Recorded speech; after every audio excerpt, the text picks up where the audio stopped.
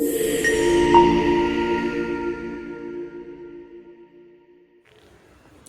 Everyone, welcome back to my channel. और आज हमारा दूसरा दिन है कंसिस्टेंसी का। तो मैं सुबह उठ गई हूँ 5 बजे और करीब ये 5:30 बजे मैं आई हूँ बाहर। 10 मिनट 15 मिनट अपने आप को देने के बाद अब स्टार्ट करते हैं रिवीजन।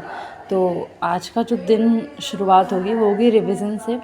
और मंडे से मैंने यूनिट डिसाइड कर ली कि मैं सेल बायोलॉजी को दूंगी। आप किस यूनिट को देंगे ये आप ज़रूर कमेंट सेक्शन में बताना कि आप किस यूनिट से शुरुआत करने वाले हैं। अगर आप वो 3 मंथ वाली स्ट्रैटेजी फॉलो कर रहे हैं तो, और अगर नहीं कर रहे हैं तो आपकी अपनी भी स्ट्रैटेजी हो सकती है। तो शुरुआत होती है लाइट्स फ़ैन के साथ। और उसके बाद जो मेरा कुछ पेंडिंग काम था मैंने उसको कंप्लीट किया।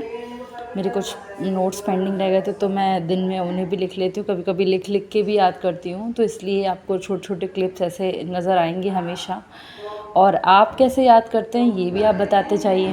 बाकी मैंने एक पोल भी जनरेट किया था चैनल पे कि आप लाइव कनेक्ट होना चाहते हैं या रिकॉर्डेड, तो आप वो भी ज़रूर बताइएगा।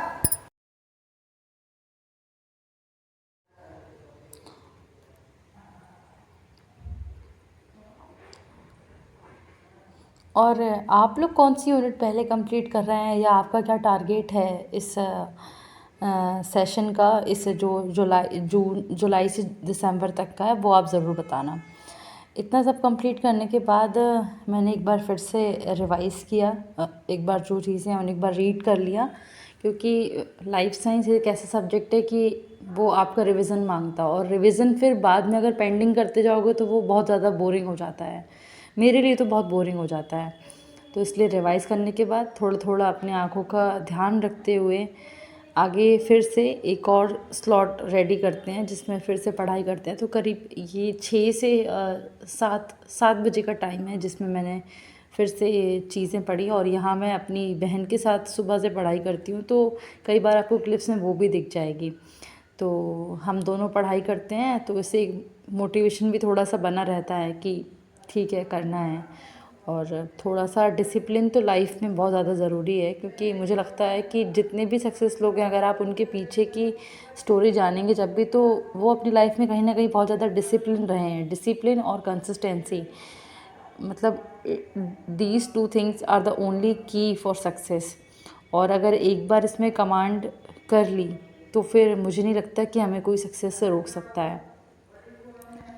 तो ये सब कंप्लीट करने के बाद थोड़ा सा टाइम लेके, अब जब 9 से 10 बज जाता है तो मैं लेती हूँ थोड़ा सा ब्रेक, जिसमें मैं अपने जो भी पर्सनल काम उन्हें कंप्लीट करती हूँ, including my lunch. After lunch के बाद मैं दोपहर में ज़्यादा सोना पसंद नहीं करती हूँ। तो दोपहर को ही मैं बैठ जाती हूँ कि थोड़ा सा दोपहर में थ्योरी पढ़ ली जाए, जो भी बुक आप प्रीफर करते हैं, है ना। तो जो भी बुक आप प्रेफर करते हैं उससे थोड़ी सी थ्योरी कंप्लीट करके मैं फिर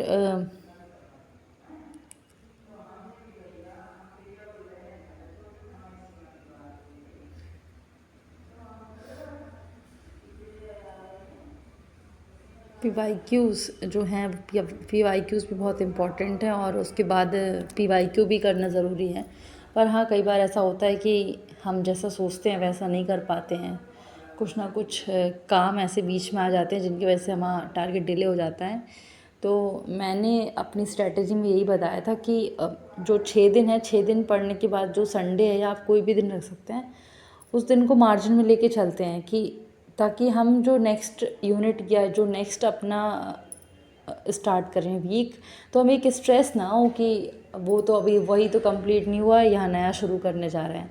तो मुझे लगता है कि मैं, मतलब मेरा ये रहता है कि मैं एक दिन का गैप लेके चलती हूँ, ताकि जो भी पेंडिंग है अपना वो कंप्लीट कर लूँ, और उसके बाद ही थोड़ा सा मेंटल प्रेशर कम करके अपना आगे आगे आगे बढ़ती हूँ। तो फिर आप कैसे करते हैं ये आपका अपना तरीका हो सकता है। बाकी ये सब कंप्लीट करने के बाद दोपहर में मैंने थोड़ा सा शाम को फिर से देखा, और अभी मैं ऐसे ही जनरली पढ़ाई कर रही हूँ कि जितना हो सकता है उतना कंप्लीट करते हैं। बाकी मेन जो स्टार्ट है मेरा वो मंडे से ही है। तो ये सब कंप्लीट करने के बाद थोड़ा सा शाम को फ्री टाइम निकाल के अपना जो भी आपके पर्सनल अपने काम हैं आप उन्हें भी कर सकते हैं, अपनी हॉबीज़ को भी टाइम दे सकते हैं।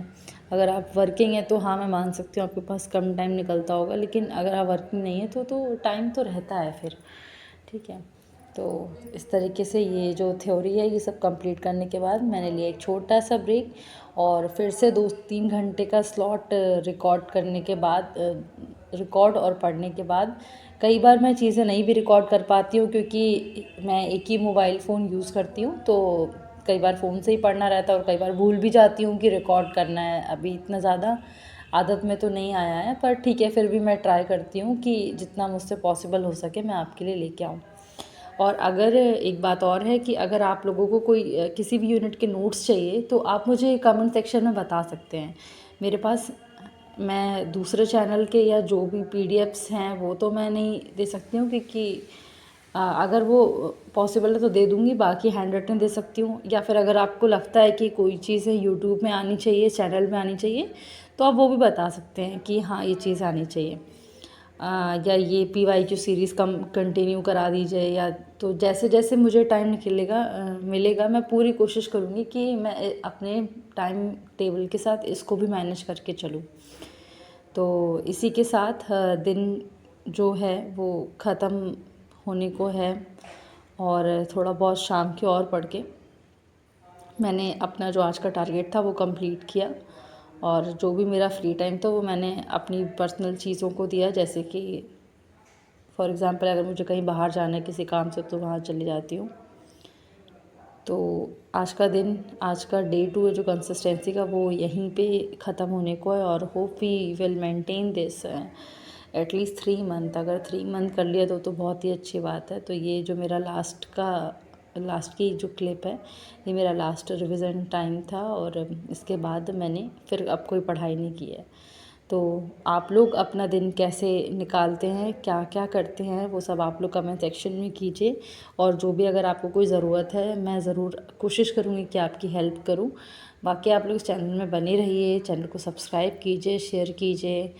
Thank you and thanks for watching. Bye bye. मिलते हैं कल कंसिस्टेंसी